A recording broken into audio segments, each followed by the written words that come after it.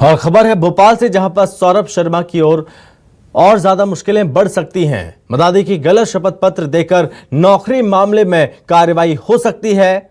फर्जी शपथ पत्र मामले में परिवहन विभाग एफआईआर करा सकता है। सदन में कांग्रेस सौरभ शर्मा मामले को मुद्दा बनाएगी। इस मुद्दे को खूब उठाने वाली है।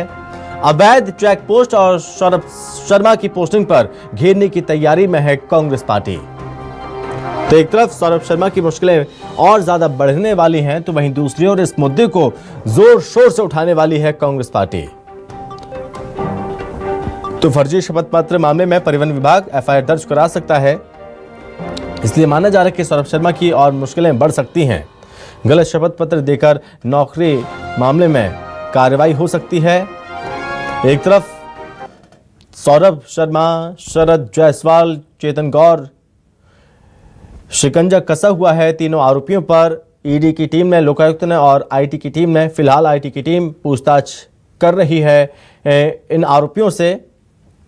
वहीं दूसरी ओर ये मुश्किलें अभी कम होने का नाम नहीं ले रही हैं, क्योंकि गलत शपथ पत्र देकर नौकरी का मामला है। इस मामले में कार्रवाई हो सकती है सौरभ शर्मा पर।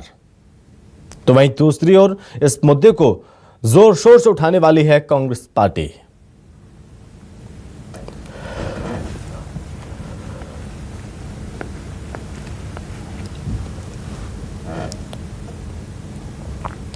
तो फर्जी शपथ पत्र लगाकर नौकरी हासिल की और इसी को लेकर मुश्किलें बढ़ने वाली हैं सौरभ शर्मा की।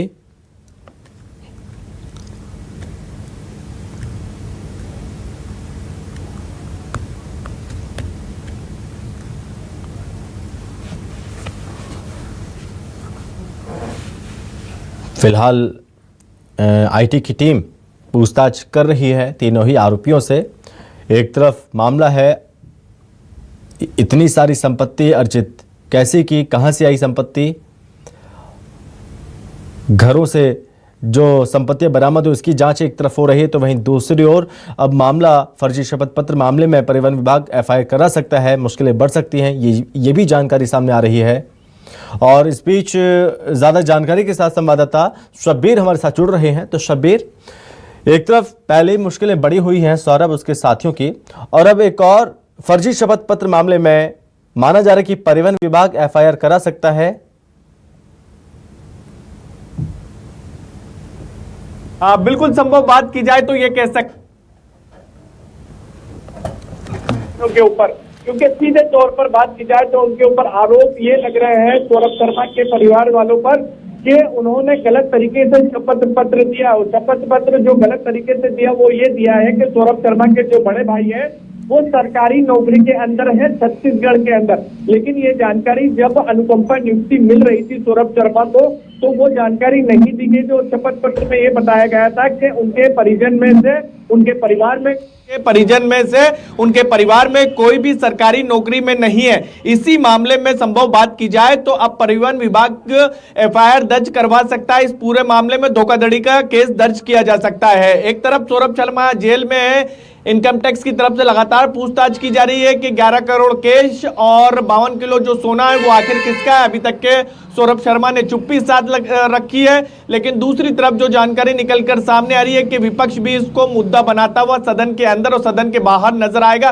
सदन के अंदर कई सवाल लगाए गए हैं कांग्रेस के विधायकों की तरफ से, जिसको लेकर परिवहन विभाग से सवाल पूछे गए। सरकार को घेरते हुए विपक्ष के विधायक नजर आएंगे। और इसके साथ साथ इस पूरे मामले में तीसरी जानकारी यह निकलकर सामने आ रही है कि लोकायुक्त ने कई जानकारियां आईटी से मांगी थी, यानी इनकम टैक्स से मांगी थी, और इनकम टैक्स ने कई जानकारियां लोकायुक्त से मांगी थी, क्योंकि इसके अंदर 3 एजेंसियां जांच कर रही हैं। हमारे दर्शकों को बता दें, संभव आईटी, ईडी और इसके अलावा लोकायुक्त। लेकिन लोकायुक्त और इनकम टैक्स की बात की जाए, दोनों एक दूसरे से सबूत चाहते हैं, लेकिन सबूत अभी तक के एक भी बार दोनों की तरफ से नहीं दिए गए।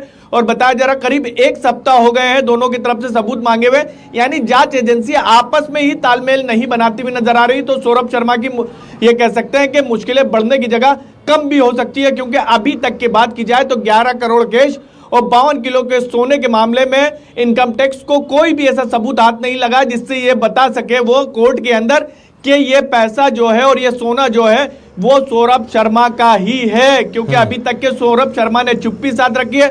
सौरभ शर्मा के वकील कह चुके हैं कोर्ट के अंदर, और शरद के और चेतन सिंह के उनका सोना नहीं है, उनका पैसा नहीं है। तो ये कह सकते हैं कि मुश्किलें तो एक तरफ बढ़ती हुई नजर आ रही है, क्योंकि अब परिवहन विभाग की बात की जाए तो वो सौरभ शर्मा पर धोखाधड़ी का मुकदमा दर्ज करवा सकता है। ठीक है, बहुत धन्यवाद आपका शब्बीर तमाम जानकारी के लिए। तो फर्जी शपथ पत्र मामले में परिवहन विभाग एफआईआर करा सकता है और गलत शपथ पत्र देकर नौकरी मामले में कार्रवाई हो सकती है सौरभ शर्मा के ऊपर।